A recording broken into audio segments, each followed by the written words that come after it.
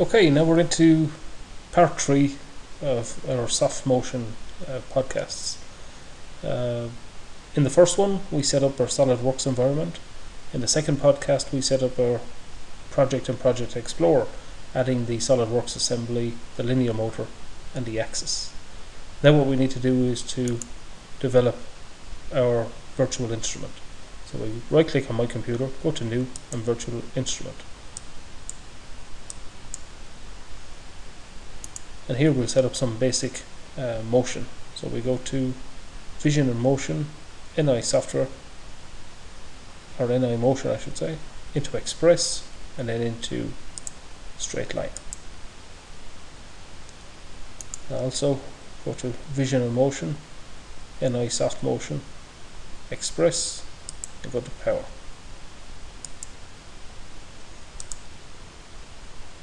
Now, just put these across here. So the first thing I want to wire up here is the resource, the axis that I would like to control. So if I just click back onto Project Explorer, grab the axis and drop it down into the block diagram. And now I can wire my axis into the resource for the power, and then into the resource for the move. And I think I'll put this into a while loop so we can change the position on the fly if you like. We can change the numeric position and watch the motor, the linear actuator on the model move back and forward. So we'll just put in a while loop. I need a condition here to stop the while loop, so I'll create a control for that. I need to create a control for my position and a control for my velocity.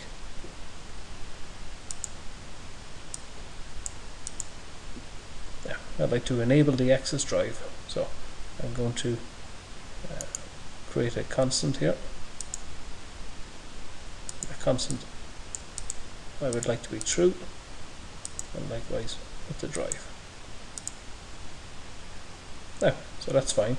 It's also, by the way, good practice to connect the error handling here. So I connect the error. It also, by taking the error out of this one and into this one, it sets up the order in which the sub VIs here will run. By doing that, I'm ensuring that the power command here will run before the straight line command will run. So finally, what I want to do onto this is to put in a little time delay to give the processor a little time to do some other things. So I'll put it in as a 100th of a second. Yeah, we've got to save that.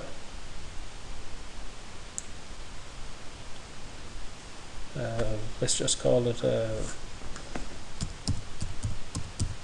Softmotion 3. Okay. I minimize the block diagram. Finally, what we have to do to deploy this, we right click on my computer, go to Utilities, Scan Engine Mode, and ensure that the switch to active is clicked.